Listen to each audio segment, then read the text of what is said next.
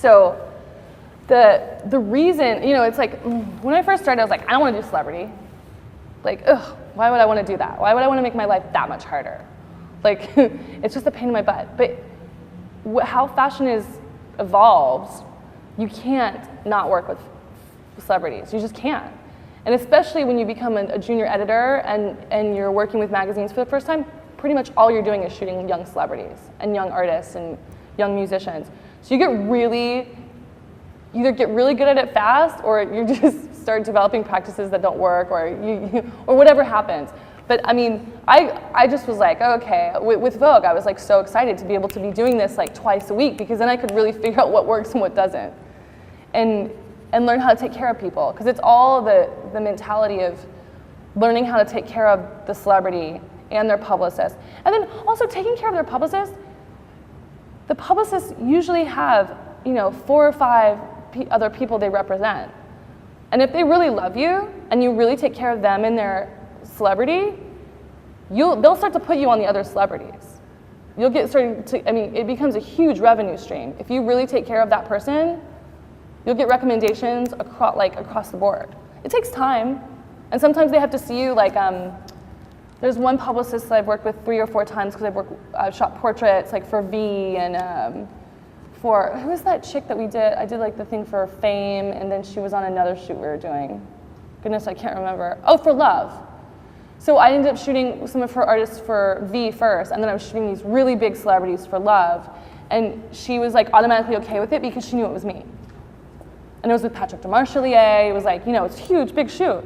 But the celebrities aren't easy necessarily. I mean, they're not difficult. They're just very specific, huge celebrities. When you're dealing with like people publicists are more protective the more famous someone is.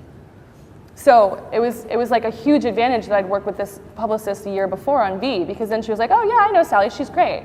I mean, in this V shoot I had done, it was all the cast from Fame, all the boys. So it was like the 6 guys from Fame, and I don't even know I think that movie, I mean, they were all beautiful. They were all these beautiful, really talented, they could sing and they could dance, like acrobats and like comedians, and they were hilarious.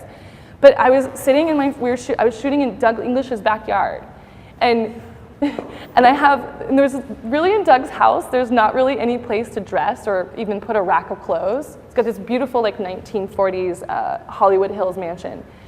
And but it's like 1940s, so it's like weird blocks, and you're not going to start rolling a rolling rack through. I mean, there's like Richard Prince art on the wall, and like, so you can't really do it. So I'm like next to his lagoon pool with my racks of clothes, all like tuxedos from that because I wanted to do them all in like different variations of tuxes.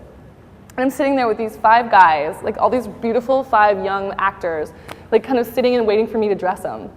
And I'm just and I didn't even have an assistant on this job because it was like something that happened really last minute. And I'm just kind of sitting there and dressing and laughing to myself, and I'm sitting next to a pool in LA with 5 of the most beautiful like young actors in the world, and then their publicists, and some of them like their parents and their moms, like show moms, even though these guys are like 20, and their show moms are like, well, I don't think you should wear that. And I'm like, sweetie, it's Dolce. I was like, you have problems with Dolce? And so I'm sitting there and like making, not making fun, but using my sense of humor to kind of make everybody comfortable. The guys are like, oh, I don't care, I'll wear whatever. And their publicists are like, oh, he can't wear that. And so it becomes this kind of funny game of making the publicist happy and making the publicist feel comfortable and making, because these guys are like, I'll go shirtless, and the publicist's like, no, you gotta put clothes on him. We don't want him to be like a beefcake. So because these publicists have their strategies, right? They're working to put their celebrities inside of a certain perspective and a certain vision, and to get them certain roles, and to get them also certain sponsorships.